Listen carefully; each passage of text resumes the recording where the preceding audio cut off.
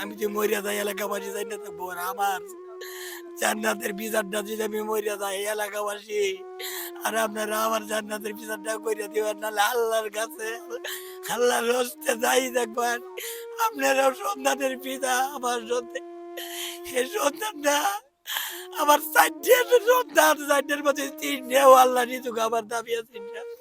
এটা আল্লাহর কাছে আমার চাওয়া ধন। আল্লাহর হস্তে আমার ভিক্ষা চাই বিচারটা। এলাকাতে কথা আমার মা, আর কোনো কথা নাই। জান্নাতুল নামে মেয়েটা আমাদের মাদ্রাসারই ছাত্রী। ও ছোট মানুষ, শিশু শ্রেণীতে পড়ে, খুব ভালো, শান্ত, ঠান্ডা।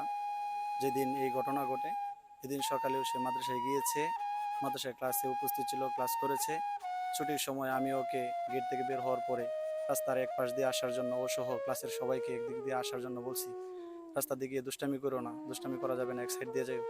ও অন্যর কথা বলতেছিল, হুজুর ও দুষ্টামি করে, ও দুষ্টামি করে। আমি বলছি তুমি দেখে আসবা কে দুষ্টামি করে, যদি আজকে কেউ দুষ্টামি করে যায় তাহলে আগামীকালকে ওদের বিচার হবে।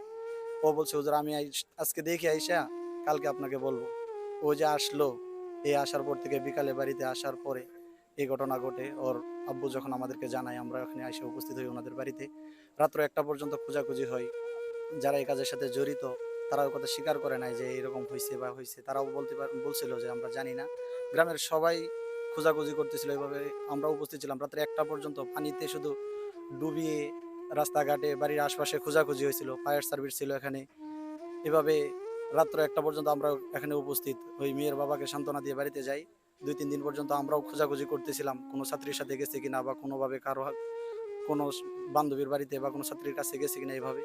কিন্তু পরে তো এই ঘটনা শুনতে পেলাম বা জানলাম, একসাথে ঘটনা দেখলাম।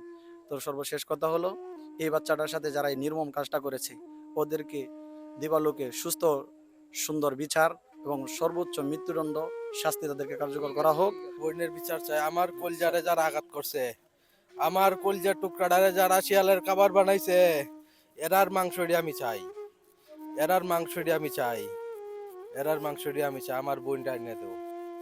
অবশেষে দাফন করা হচ্ছে সেই জান্নাতুল আক্তারকে। আমার পিছনে যে দেখতে পাচ্ছেন যে কবরটি খোঁড়া হয়েছে এবং সেখানে কিন্তু জান্নাতুল আক্তারের কিন্তু দাফন চলছে। তো আসলে দেশবাসী এবং সকলেরই একটি দাবি, যেন যে কে বা কারা এবং এই ঘটনাটি ঘটেছে তাদের জন্য দৃষ্টান্তমূলক শাস্তি দেওয়া হয় খুব তাড়াতাড়ি। এবং এটি আসলে এলাকাবাসীর দাবি। তারা চাচ্ছেন যেন এটার সুষ্ঠু তদন্তের মাধ্যমে সঠিক বিচারটা যেন করা হয়।